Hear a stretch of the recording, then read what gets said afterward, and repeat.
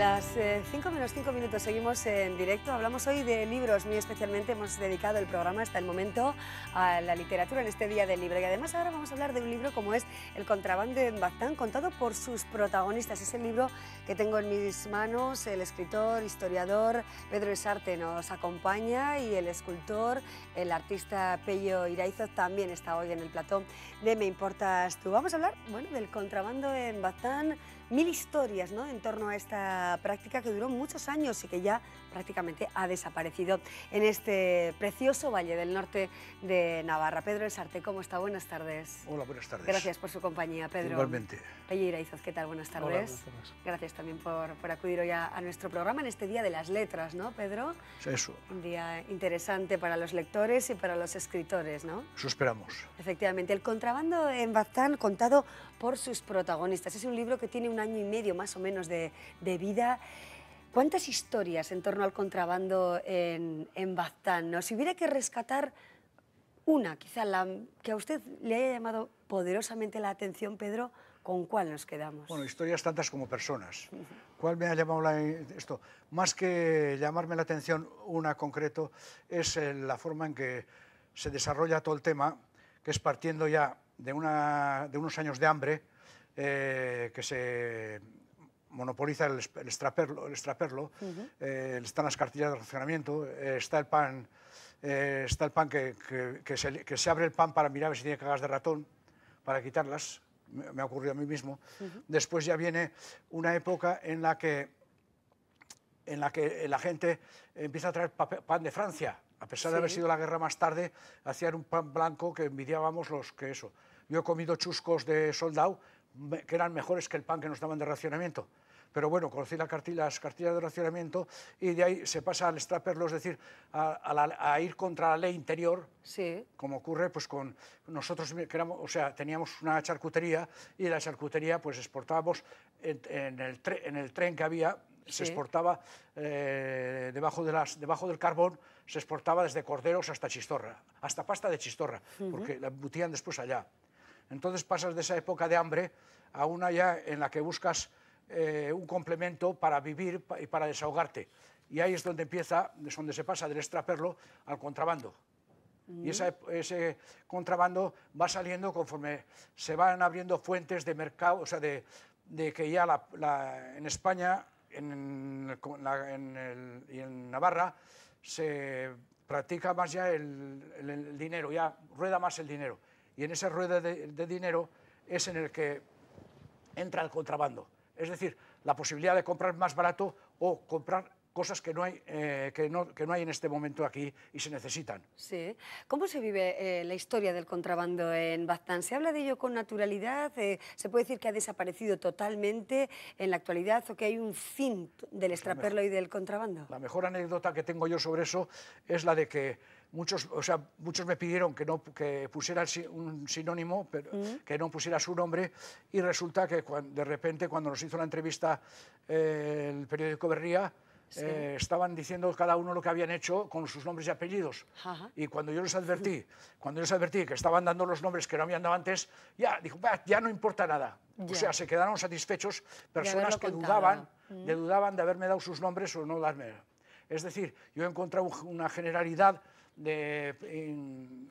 terrible en el sentido de que se ha sentido satisfecha después de ver el libro y representada en la época que vivió Baztán. Sí, y hablando de nombres, bueno, se apuntan algunos, por ejemplo, Poli, el chofer de la Zugarra Murdiarra, o las pescateras Lina y Pepita, abastecedoras del primer tabaco rubio que se fumaba en Elizondo, por poner algunos ejemplos, ¿no, Pedro? Sí. Es que si había necesidad en Baztán, también la había en Guipúzcoa. Y estas personas venían ya con sus paquetes, ya habían entrado los americanos en Francia, después de la guerra, habían extendido el consumo del tabaco rubio, se traían en barcos de pesca y las pescateras tenían una forma de ayudarse para sí mismas en la venta de tabaco rubio en Baztán, y a la vuelta volvían con carne cuando ya las personas delicadas o personas ya un poco más situadas económicamente ya iban a comprar carne a Baztán después de las hambres que habían pasado antes. Y Pello Iraizoz ha querido recordar estos momentos de la historia de este valle a través de un conjunto escultórico que podemos ver en Elizondo, ¿no, Pello? Eso es, sí. Se trata ¿Cómo se de... refleja, ¿no? Sí. En piedra, creo, ¿verdad? Esta historia de Baztán. Bueno, pues eso, es muy difícil reflejar en 3 piedras, en un conjunto escultórico, como dices, es muy difícil reflejar tantas vivencias, tantas aventuras, tantas desventuras también. Y bueno, pues lo hemos reflejado como se ha podido. El conjunto se titula Gaulana, porque Gaulana es el trabajo nocturno. De hecho, al contrabando, en mucha gente del Baztán y de otros sitios de la zona pirenaica le llaman Gaulana. Sí. No se dice de contrabando, se dice Gaulana. Y claro, era un trabajo que era ilegal y nocturno. Claro. Entonces, claro, eso lo hemos Con representado casi, ¿no? Claro, con aquellos paqueteros que pasaban la muga, justamente, con 40 kilos a la espalda, de noche por caminos cerrados, y pues eso, y con la ilegalidad y la persecución que eso conlleva, ¿no? Entonces, hemos representado con 3 paqueteros, que es así como les llamaban, llevaban la carga como llevan ahora los serpas, que habremos visto en 1000 documentales, con un copetecúa, que se llama, colgada de la frente. Por lo visto es un buen sistema de cargar peso. Ahí vemos las imágenes, Pello. Sí. Y claro, era un trabajo muy penoso, con nieve, con frío, con hielo, con todo, ¿no? Y claro, imagínate por el monte de noche, pues eso, la de golpes que te puedes dar, y era gente, pues eso, generalmente muy fuerte. Claro. ¿Alguna tragedia entre la historia del contrabando, Pedro? Sí, se han dado algunas situaciones, ya hubo algún muerto también ya por la Guardia Civil, pero yo el ejemplo que viví fue el de una persona herida. Esta persona había sido herida por un guardia civil que se llamaba Fuentecilla y que compraba la carne en nuestra carnicería. Cuando resulta que se vio avergonzado de haberle disparado al que hirió, era un chico de Bearzún, que por cierto todavía vive en América, le atravesó el pulmón, pero se curó, el disparo debe haber sido muy lejos, y este hombre lo que recordaba es que él había disparado porque le habían engañado los compañeros, no le habían dicho que podía cobrar. Entonces el arrepentido fue contando todo lo que eso. Pero lo que sí se cuenta es que gravemente es que si verdaderamente algún cuerpo militar pasaba hambre, era el de los guardias, que necesitaban ayuda para subsistir. En el puerto de Velate, ¿cómo se escribe la historia del contrabando, Pedro? Pues ahí está en la portada el día que cogieron el camión con los troncos huecos. En el puerto de Velate se dan cantidad de anécdotas, es imposible que en una entrevista podamos relatar todas, pero sí que hay golpes de eso que te hacen recordar el tiempo que se vivió y que hoy tiene recuerdos pues, que te hacen sonreír y satisfacerte de que ese tiempo pasó, pero los recuerdos que quedan son buenos. El ingenio era mucho, ya veis que los troncos de la foto están vaciados de extremo a extremo y puestos sobre unos contra otros y atados, de manera que parecían simplemente troncos, y claro, dentro iba alijo. Efectivamente. Ahora mismo decía al principio, ¿no? Los jóvenes de Baztán, las personas, los chavales, ¿saben realmente cómo se vivió, ¿no? en esta zona próxima a Francia? ¿Es un tema del que se habla habitualmente, Pello o Pedro? Sobre todo el que domina el tema es Pedro Mari, pero desde luego, claro, que han oído en casa. Pero claro, es lo de siempre, ¿no? No se hacen a la idea lo duro que podía ser esa profesión y lo duro que tuvieron que pelear. Claro, y es que no había otras muchas opciones, porque era eso o muchos casos marcharte a América. Entonces, gracias al contrabando, muchos pudieron permanecer en el valle. Hoy, además del libro, se recuerda, gracias a que las personas mayores ya han visto, han recordado, y aún después de haber escrito el libro me han venido con cantidad de cosas, y aquello pasó y también y aquello. Es decir, se ha vivido de nuevo un recuerdo agradable de lo que había sido el contrabando. Es decir, yo en el mismo libro ya inculco que lo que se debe, que no se debe tener a ser tramposo, a haber sido contrabandista, sino a mucho orgullo pasar de la situación de hambre que había a la situación de posibilidades que no creamos nosotros la frontera, pero una vez hecha la frontera, creamos una forma de convivencia a través de ella. Bueno, nos quedamos con estas reflexiones en poco tiempo, pero desde luego un libro que alberga muchas curiosidades, historias y la historia real, ¿no?, de la zona norte, de esta zona norte de Navarra. La obra, El contrabando en Baztán, contado por sus protagonistas, de Pedro Esarté Muniain. Muchísimas gracias, Pedro, por acompañarnos. A vosotros. Oye, Daizuz, muchísimas gracias también a ti. Hasta pronto, hasta otra ocasión. Hasta cuando, cuando queráis. Bueno, y seguimos adelante a las 5:06 de la tarde. Seguimos contándoles otras historias y en este caso, bueno, en el ámbito de sucesos. Vean. El atracador, un pamplonés de 40 años, comenzó sus actividades delictivas en este número 3 de la calle Monasterio de Cilvet y llegó a realizar hasta 5 atracos. No le constaban detenciones anteriores y en algunos casos llegó a decir que lo hacía por necesidad.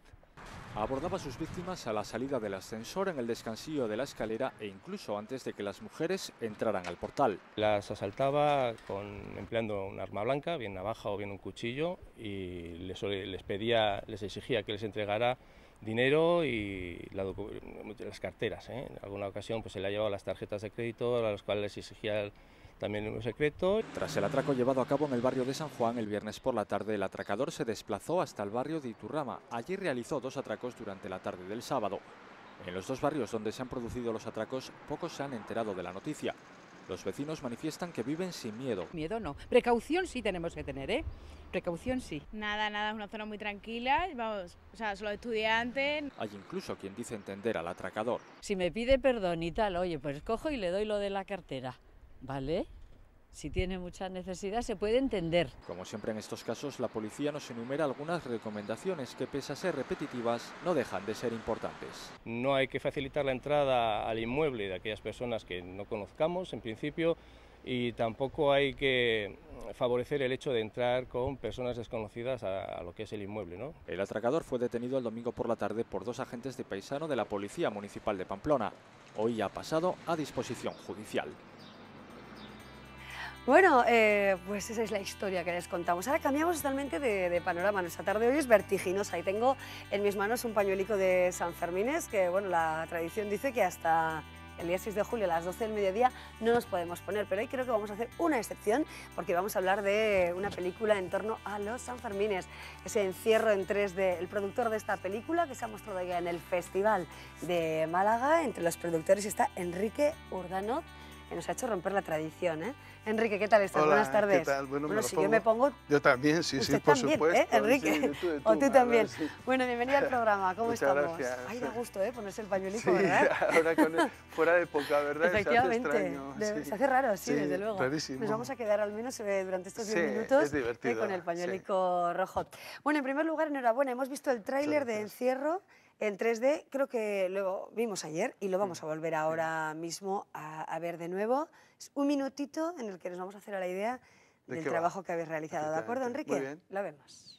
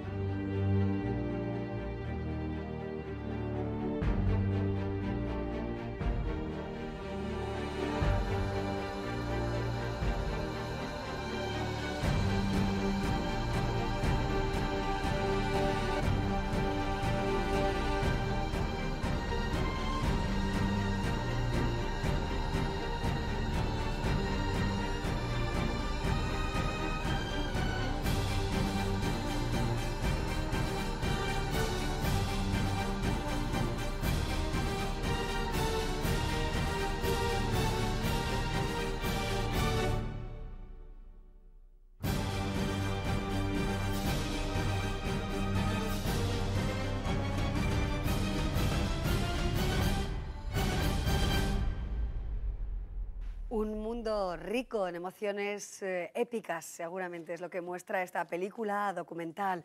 Enrique Urdanoz, cuéntanos los entresijos de esta historia que creo que se va a presentar en Pamplona, ¿verdad? Sí, mira, en junio ya, ¿no? Sí, a finales de junio. Anteriormente, bueno, acabamos de venir del Festival de Málaga y ahí ha tenido un éxito increíble. El pañuelo tiene mucho sentido porque todos los que han asistido a ver la película han asistido con el pañuelo. Ya era San Fermín, ya fue muy divertido. y ha tenido un eco increíble en todos los medios de prensa nacionales, en todas las televisiones, en los informativos de las más importantes de hora de prime time. Bueno, y luego allá asistimos a un hecho curioso: después de todos los aplausos, después de todo, se encendieron las luces y la gente se levantó. Era público entendido, ¿no? Gente de medios, y aplaudiendo durante un buen rato, nos estuvo aplaudiendo y lanzando bravos y vivas. Y bueno, estábamos en una nube, fue increíble, precioso. Bueno, pues desde luego es un buen comienzo, ¿no?, para la proyección de esta película. Hoy nos planteábamos, hablamos de un documental, es una película con protagonistas. ¿Cómo es la película? Te explico. Es un largometraje documental, es decir, es una película no de ficción, sino es una película hecha con trozos de realidad, no ficcionados, y que va a ir a los cines. Por eso es un largometraje, dura hora y media, y bueno, era el Festival de Cine de Málaga, era una especie de premier, pero el estreno real es el 28 de junio, que será simultáneo en todas las capitales importantes de España y por supuesto en Pamplona, claro. Por supuesto. La verdad es que se refleja claramente en los mejores momentos de la fiesta, los primeros compases festivos, el encierro, la locura que supone, ¿no?, ese mundo de locos casi, ¿no?, que supone esta carrera internacional de Pamplona, Enrique. Sí. Sabemos, tiene una imagen por ahí como que es una carrera de locos. Sin embargo, a lo largo del documental vamos a ver que no están tan locos. Son gente que tiene unas vivencias, la gente que habla, la gente que corre, que nos cuentan sus experiencias, y tiene unas vivencias muy interesantes. No están tan locos y al final los comprendes, los entiendes. La gente que no corre va a entender mejor lo que es un encierro, va a entender por qué la gente corre. Incluso las novias y las mujeres de los que corren les van a entender mejor también el por qué corren y qué es lo que sienten. Claro. Interesante, ¿no? Supongo un mundo rico en emociones, como decíamos. Mira, son gente que se están jugando la vida. Es decir, y vida y muerte están muy juntas las dos. Yo creo que se entiende la vida comprendiendo a la muerte. Es como cuando tú has estado mala o has estado malo, y cuando estás bien dices, ¡ah, qué bonito es estar sano, qué bonito estar bien! Bueno, esto es lo mismo. El estar tan cerca de la muerte, aprecias mucho más la vida. Es un sentido muy interesante que los que intervienen en la película nos lo cuentan y nos lo muestran. Muy bonito. ¿Podemos dar el nombre de algunos de los protagonistas de la película? Son gente reconocida de los encierros de Pamplona, gente de aquí de Pamplona. Hemos cogido un abanico amplio. Queríamos que fuera una película no localista, sino que fuera muy internacional. Y para eso hemos cogido un abanico amplio de personajes, desde un neoyorquino, un galés, un madrileño, un guipuzcoano, un navarro. Están representados todo un espectro de gente que corre bastante interesante. Entonces damos una pincelada muy amplia, no tan localista. Técnicamente muy interesante, ¿no? También el planteamiento en 3D. Ha sido complicadísimo, porque si ya de por sí es complicado rodar un encierro, nosotros no hemos rodado en un vallado, en un balcón, sino ha sido todo muy a nivel bajo, muy a nivel de calle, ¿no? Y entonces, bueno, estás muy cerca de los toros, muy cerca de los corredores, y eso es complicadísimo. Luego llevamos unas cámaras muy grandes, muy abultadas, que también complican todo, ¿no? Y luego que, claro, la película dura hora y media y delante tuya pasan solamente 5 segundos. Entonces, claro, todo eso hay que desarrollarlo. ¿Cuánto tiempo de rodaje? ¿Cuántos años, no? Supongo. Ese era el tema, claro, que un año no fue suficiente. Y necesitamos 4 años para rodar los diferentes planos, las diferentes secuencias que nosotros queríamos y los personajes, ¿no? Entonces, en un año era imposible hacer nada. Y 4 años hemos necesitado. O sea, ha sido una labor larga. Bueno, y embarcarse en este proyecto económicamente también habrá sido un camino no de rosas, precisamente, ¿no, Enrique? Efectivamente, tienes razón. Ha sido un camino. Lo que pasa es que quizás era ahora el momento, a pesar de que esté todo económicamente tan mal, era el momento. ¿Por qué? Porque es una técnica que estamos ahora nosotros desarrollando en 3 dimensiones y ya está madura esa técnica. La ilusión que yo tenía desde hace muchísimos años de hacer un encierro, bueno, no de hacer un encierro, de hacer una película sobre el encierro, viene desde hace mucho tiempo, y yo creo que ahora era el momento ahora, y por eso ha coincidido con el momento económico, pero bueno, ha sido una coincidencia que que fuera en este momento. Así es, bueno, nos quedamos con esas primeras reflexiones, emociones generadas en el Festival de Cine de Málaga, donde se ha visto esta película, como otras, como habéis compartido cartel con Isabel Coixet, con Candela Peña, bueno, con todas las actrices. Bueno, supongo que... Ha sido divertido porque estábamos en el mismo hotel, en el mismo sitio, pero nosotros teníamos una gran satisfacción porque la película de Isabel Coixet tuvo que salir Candela Peña a animar a la clase para que aplaudieran, ¿no? Eso me da un poco de vergüenza, ¿no?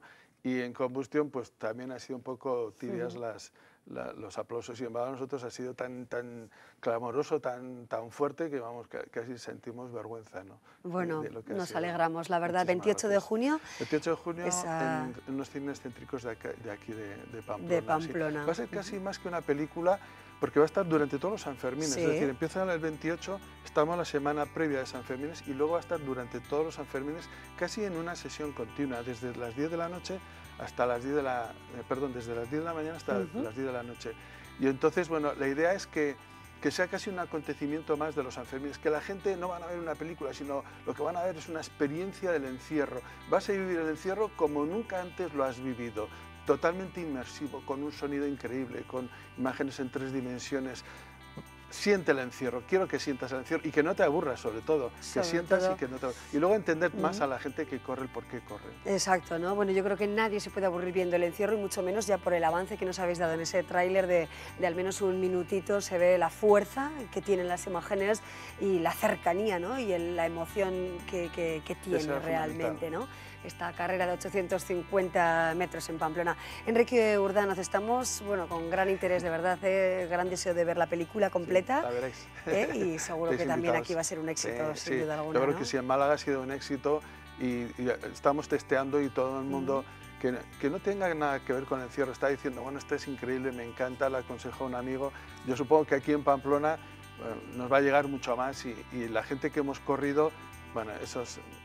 tienen que verla. Exacto. Porque van a sentir. Enrique Urdanoz es uno de los productores. Gracias, Enrique, por traernos la fiesta hoy al programa. Gracias, de verdad. Hasta pronto. Hasta luego. Y enhorabuena por ese trabajo. Ahora cambiamos de asunto. Enseguida nos quitaremos, con mucha pena, el pañuelico. Bueno, que igual ni nos lo quitamos, ya veremos, hasta las 5:30 de la tarde. Les vamos a dar ahora también una buena noticia, y en este caso, en el área empresarial.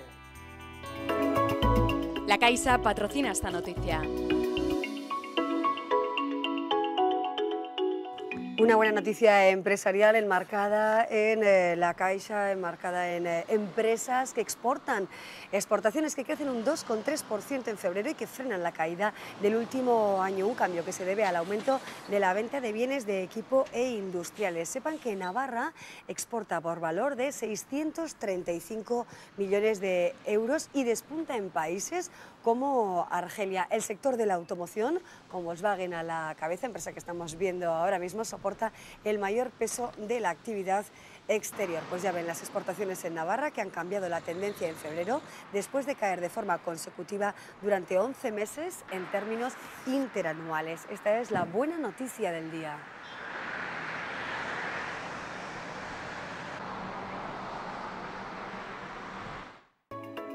La Caixa ha patrocinado esta noticia.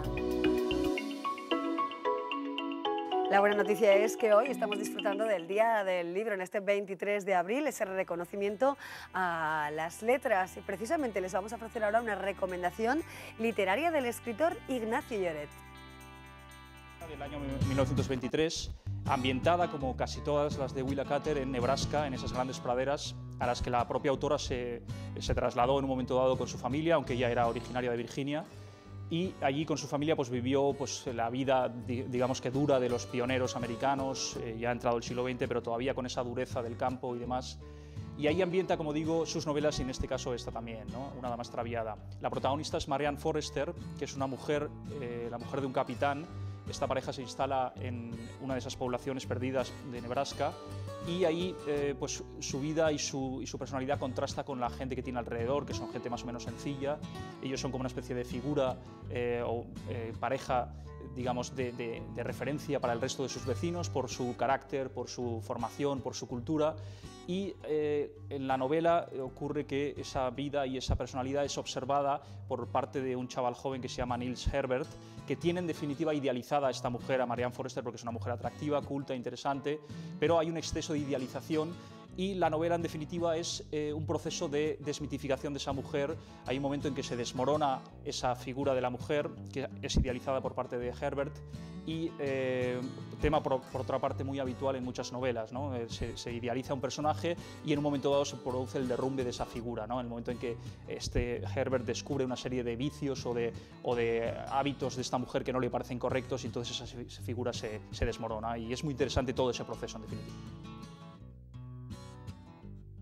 Es muy fácil de leer porque además el lenguaje de Willa Cather es muy sencillo. Es una novelista con una carga poética tremenda en todos sus relatos y novelas. Sus descripciones son muy entrañables, son muy líricas, son muy emotivas. Eso no solo hace que la lectura sea muy sencilla, sino que transporta al lector a ese mundo muy rápidamente y sobre todo le lleva a un nivel de sublimación del lenguaje muy interesante.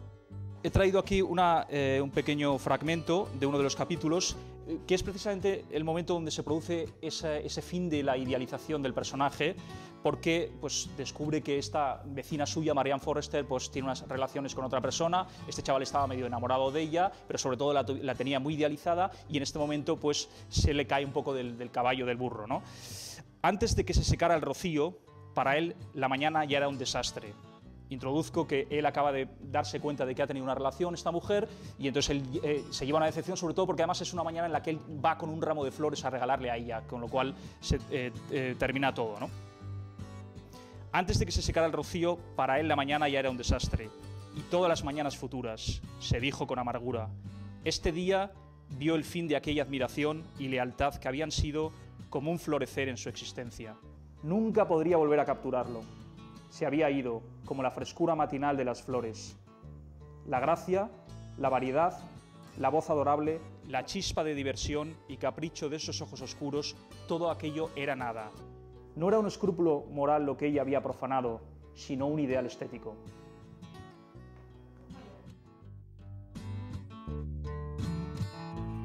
Propuesta literaria, ya ven, como todos los martes, nuestra píldora de ciencia. Hoy la profesora y monitora del Planetario de Pamplona, Mónica Ruiz, no sé si nos trae la merienda o es una merienda científica, porque tenemos algunos huevos y no sé si vamos a hacer tortilla o un huevo frito, ¿eh? Bueno, supongo que no. ¿Qué tal, tortilla, profesora? ¿no? Mónica, Hola, ¿cómo estás? Buenas tardes. Espero que tortillas no hagamos. No, espero que no, ¿verdad? Pero bueno, todo es posible, ¿no? Sí, todo es posible.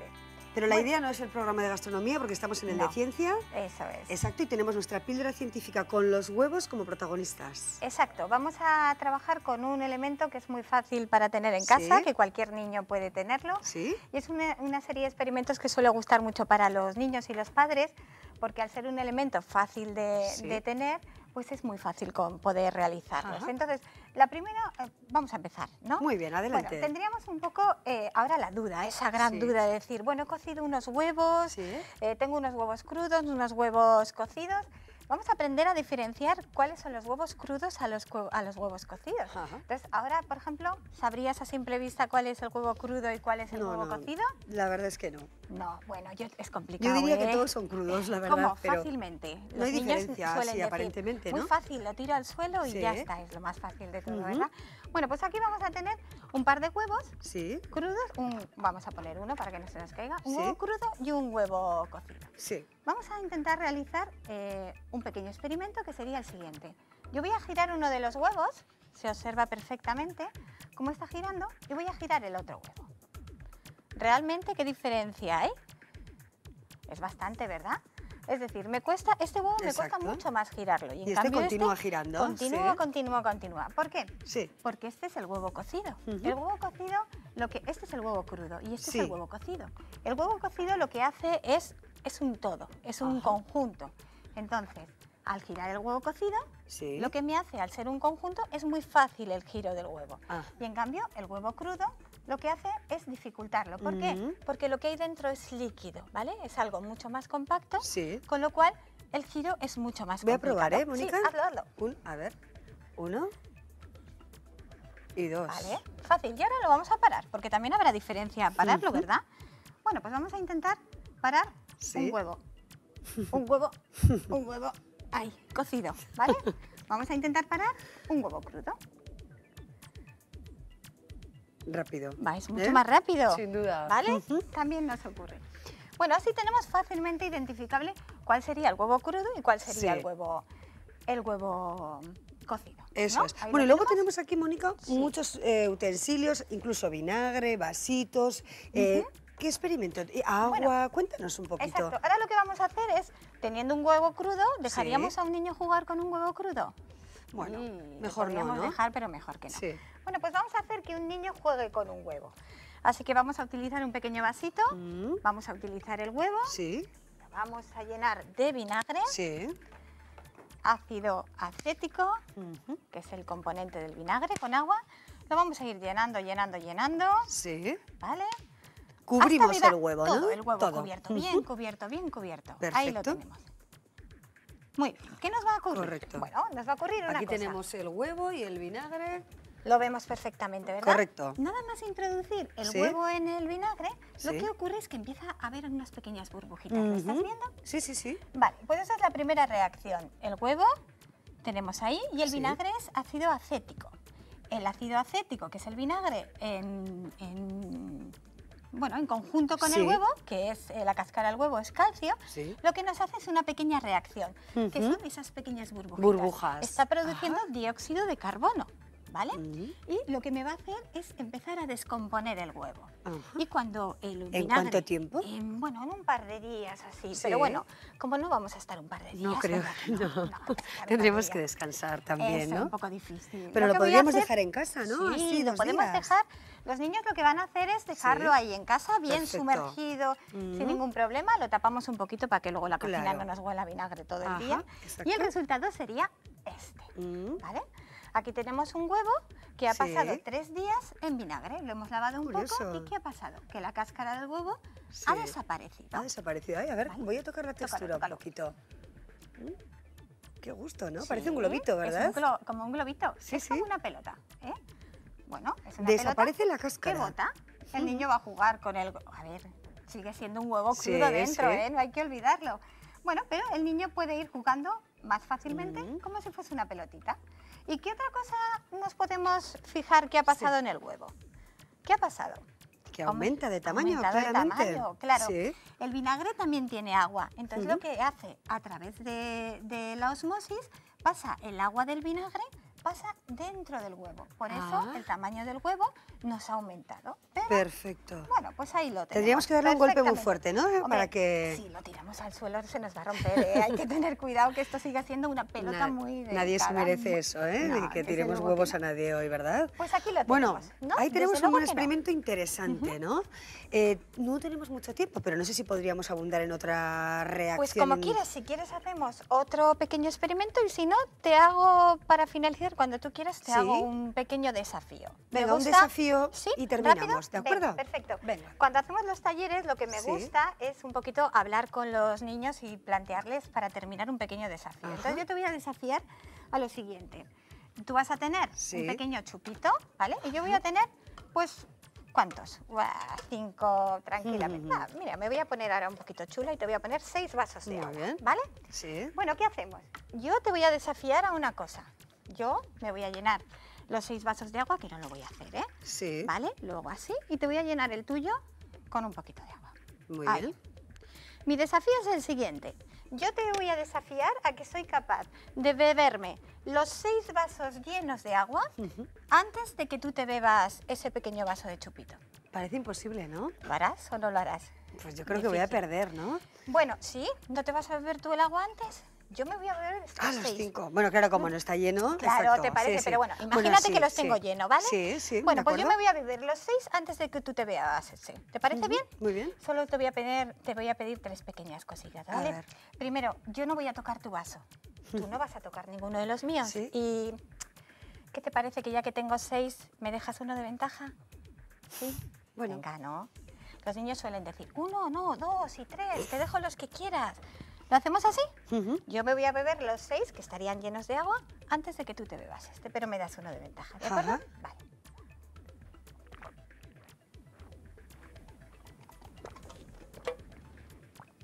Ahora bébetelo. Yo me puedo beber, pero tú no te vas a beber este. Sí, yo no voy a tocar el tuyo, tú no vas a tocar los míos. Pero, ¿lo hemos hecho o no? Sí. Yo ahora tranquilamente me puedo beber mis 6 vasitos de agua, que tú ese no te lo vas a beber. Les gusta a los niños terminar. Muy así. bien. Sí. Bueno, pues sin palabras nos quedamos, ¿eh, Mónica? Gracias. Y sin tiempo, esa es la pena, ¿no? Muchas gracias. Muchísimas gracias, Mónica, por acompañarnos. Haremos el experimento del huevo, lo mantendremos en casa 2 días y veremos a ver cómo nos queda, ¿de acuerdo? Gracias, de verdad, ¿eh? A ti, gracias. Hasta pronto. Bueno, nosotros nos vamos con la sorpresa, como siempre, de nuestros amigos del Club de la Ciencia. Ricardo Beitia nos dará sorpresas, no sé, pero al menos va a dar noticias del día en Navarra. Ricardo, ¿qué tal? Buenas tardes. ¿Qué tal, Amaya? Muy buenas tardes. Hoy hemos visto y, por supuesto, hemos escuchado a un nuevo premio Cervantes, el poeta gaditano José Manuel Caballero Bonal, que acaba de recibir el mayor y más prestigioso reconocimiento que se otorga en España en el mundo de las letras. Entre otras cosas, este poeta ha dicho que la poesía le ayuda a interpretar la vida. En un lugar de la Mancha, de cuyo nombre no quiero acordarme. Bueno, pues así es como en toda España hoy, Día del Libro, se ha reproducido la lectura de la obra más universal de nuestra literatura, El Quijote. Jornada para poner de largo, por cierto, la Feria del Libro en Pamplona en un momento para la venta en medio de una crisis galopante en el sector. Así es como se celebra este martes soleado entre libros y temperaturas agradables que invitan a echar cuando menos una ojeada en busca de algún chollo, que en días como hoy los hay.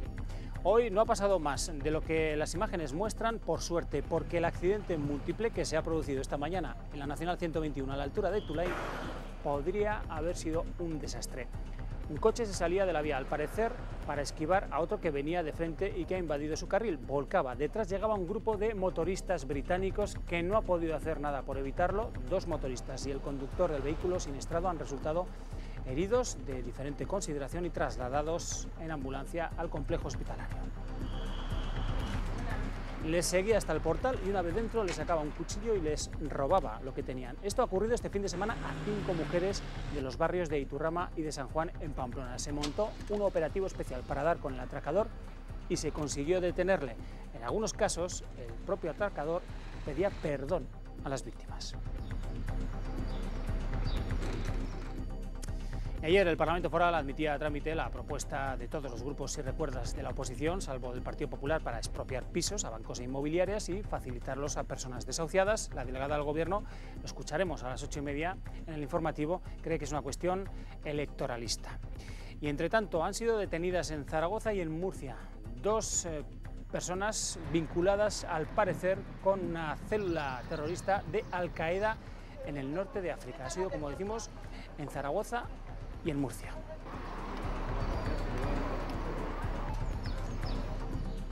Y en Pamplona, el Ayuntamiento ha presentado 2 nuevos ascensores para el barrio de Echabacoiz. Estarán instalados junto a la venta Andrés, en la calle Concepción Benítez.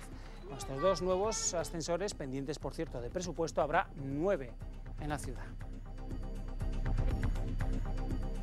Y la plantilla de Osasuna, que ha vuelto esta mañana al trabajo en Tajonar con la mente puesta en el choque del viernes frente al Rayo Vallecano. Los rojillos deben demostrar quién se juega más en este choque. Con una victoria en las últimas 7 jornadas urge desde luego la reacción fuera de casa, puesto que el calendario no invita a tener demasiados fallos ya. Asuntos que vamos a abordar, como decimos, a las 8:30 en la segunda edición de Las Noticias. Nada más, Amaya, que pases una muy feliz tarde. Muy bien, Ricardo, muchísimas gracias. Feliz tarde también para ti y toda la redacción de informativos que está trabajando de forma incansable. Atención también a nuestra sección de programas, porque esta noche verán ustedes la vida y sobre todo cómo conoce bien el mundo de la radio el invitado del programa Tanto que Contar, Carlos Alzu, un hombre pegado, ligado a las ondas. Y también esta noche tendremos el programa Cara a Cara. Roberto Cámara entrevistará a la periodista y columnista Pilar Cernuda. Una noche interesante, sin duda alguna, hoy en Navarra Televisión. Por nuestra parte es todo. Llegamos ya al final de nuestro programa a las 6 menos 25 minutos. Mañana, a partir de las 4, si quieren, tienen aquí una cita. Adiós.